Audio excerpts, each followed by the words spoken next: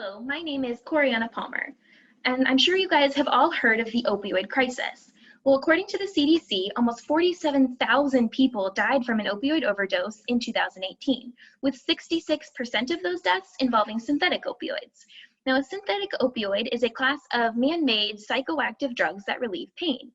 One synthetic opioid in particular, fentanyl, works by targeting specific areas in the brain and central nervous system, causing euphoria, or the intense feeling of happiness and excitement, and analgesia, or the inability to feel pain. In fact, fentanyl's pain-relieving effects are often said to be 80 to 100 times stronger than morphine, which is why it's often prescribed to cancer patients or other opioid-tolerant individuals, or patients with intense chronic pain whose bodies no longer respond to typical pain relievers. Fentanyl is often prescribed in the form of a transdermal patch, where the fentanyl is in an adhesive, almost like a Band-Aid, and it's applied directly to the skin for 3 consecutive days. After removing this patch, the FDA recommends that you dispose of it by folding it sticky side in and flushing it down the toilet. However, this can actually be really dangerous because even after wearing the patch for the prescribed amount of time, these patches still contain a substantial amount of fentanyl.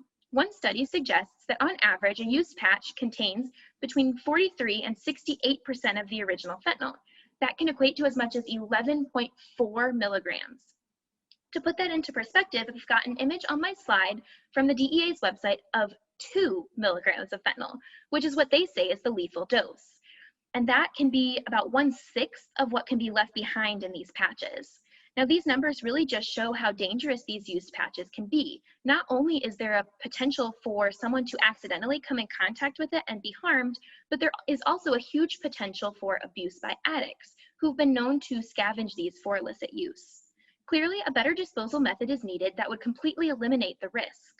This is where my research has been focused. We've been working to create a device that would lock the patch inside and subject it to a solution that would completely destroy or capture the remaining fentanyl. Specifically, I've concentrated my efforts on Narcex, which is on my slide, and is a solution of activated carbon that irreversibly binds medications and drugs, and is actually often used in law enforcement agencies and hospitals.